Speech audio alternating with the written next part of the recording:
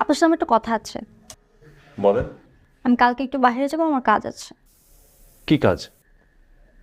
আপনাকে আমার সব কৈফিয়ত দিতে হবে কেন?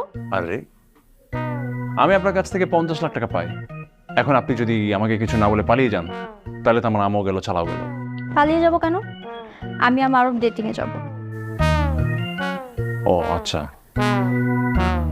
কষ্ট পেলে মনে হচ্ছে। কষ্ট কেন পাবো? আশ্চর্য, উল্টা তো আমার লাভই হলো, আমার কিছু টাকা উপার্জন হয়ে যাবে। মানে? মানে আমি যদি আপনাকে বিয়ে করেছি তার মানে আপনি আমার সম্পদ। এই মিয়া, বউ আবার সম্পদ হয় কিভাবে? বউ আবার সম্পদ হয় না কিভাবে? 50 লক্ষ টাকা খরচ করে আমি বিয়ে করলাম, তো পুরো টাকাটা আমার উসুল করতে হবে না? আপনার কথা না আমার মাথার উপর দিয়ে যাচ্ছে, আমি বুঝতে পারছি না। আপনি মারুফের সঙ্গে ডেটিং করেন বা টারুফের সঙ্গে ডেটিং করেন, আই ডোন্ট কেয়ার, কিন্তু প্রতি 10 মিনিট ডেটিং এর জন্য আমাকে 10,000 টাকা দিতে হবে। এই ফাইজলামে পাইছেন?